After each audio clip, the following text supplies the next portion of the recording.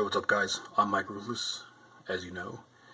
This week, or actually it's twice a week, but today we got Transformers, War for Cybertron, and Fall of Cybertron, Shockwave. And this is a deluxe size class toy, and came out around, I'm going to say 2011, 2012, about that time. And yeah, he was in the first game. We didn't get him. We got Megatron and Prime in the first one. Did we get? I think we got Soundwave in the first wave too. Yeah, because this guy came out during the second game. So, but yeah, we finally got him. He is a little bit.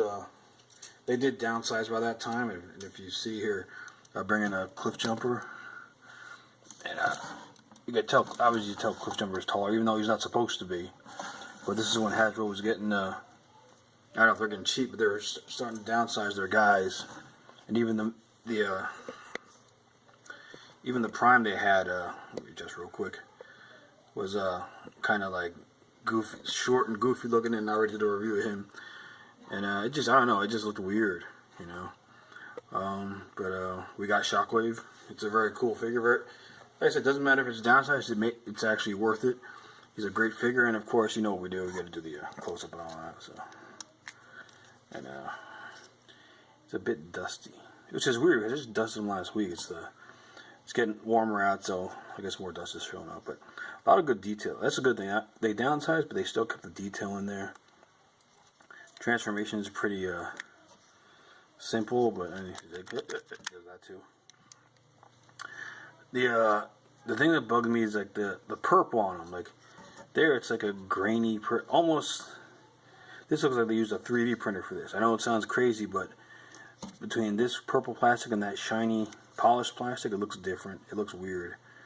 It's still a good toy. Still holds up well. And again, here for the legs, just, you know, I mean, I've seen knockoffs that look better than this. You know, it's a shock. I don't know, not Shockwave. I don't know if Hasbro was using who they were using to make the toys. Maybe it was a different company. I don't know.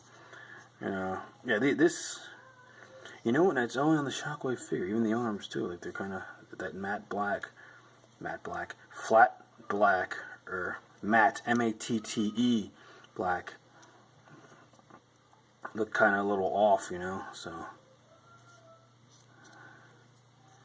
but again, though, good details on him, though, but even though, I don't know, so, he was the only figure coming, maybe it was just my figure, but I haven't seen any other ones that are like this.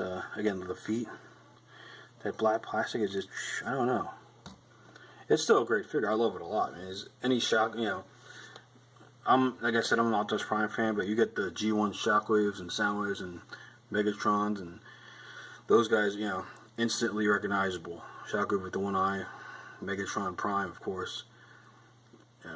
There's certain figures that no matter what, even if you don't know the fandom or aren't a fan, you could identify them, and Shockwave's one of them, of course. So, but yeah, it's still a great figure. I like it a lot. This would have been a great Voyager size toy. They made Soundwave into Voyager, which was great, which I reviewed, and Blaster too. Blaster was okay. We didn't need a Blaster, but like I said, we got Shockwave and Transformers Prime as Voyager, so I'm glad about that. We got him in a Voyager for the movie too, so I'm glad. We got the Masterpiece, so keep bringing out some more Shockwave. Like I know they did a Legion class Shockwave for Combiner Wars, but that actually made sense because it goes with Bruticus. But hopefully, out of all this new stuff coming out for Titan Wars, there's no Shockwave in the lineup. So maybe next year we're going to another Shockwave toy, a proper Shockwave toy. Give us a Generation Shockwave, change into a laser pistol. That's what we want. That's what we need. You know, and of course, you know, he comes with the cannon blast, which actually comes off too. So really, and of course, this is a pant. Not if you don't line it up, it doesn't look right. But you know. Very posable, you know, just,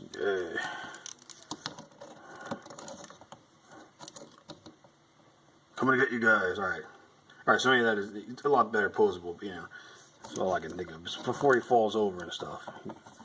But, lots of, bend, at least, you know, we got the play value with the bendy value. There we go. And, like I said, Shockwave, one of the characters that no matter what you're going to identify with, you could identify him quickly. And why is this, They're supposed to go in all the way, right? Or am I missing something here? I guess that's it. Maybe that is it. Alright. Yeah, I think that is it. But anyway, let's get this guy into a Cybertronian tank? No. Cybertronian battleship mode. And why is my camera all twisted and curvy? Because I keep picking it, that's why. It's some kind of like mode or whatever. But let's do that real quick. Alright, so there's a Cybertron Shockwave. Cybertron mode, and it's some kind of like battle cruiser. And the wings can go back and forth if you want. I don't think it matters. It doesn't look bad like that. Just center them up, you know. I think they go like this. I think they. It doesn't matter. I think it looks better. I like it personally. I like them better like this, but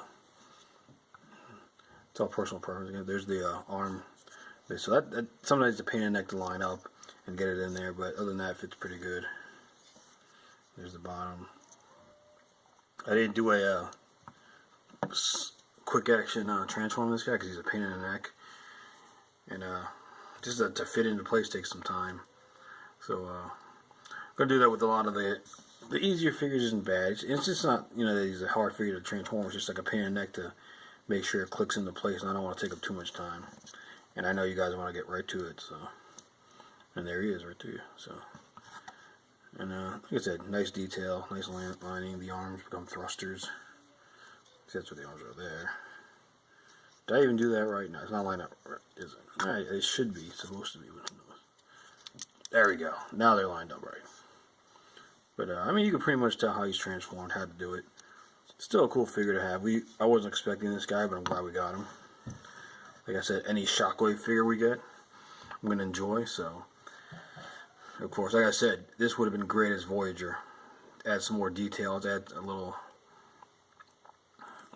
extra parts here and there, and it would have been great. Like some of the, I don't know what they were thinking. Some of the Hasbro figures are hit or miss.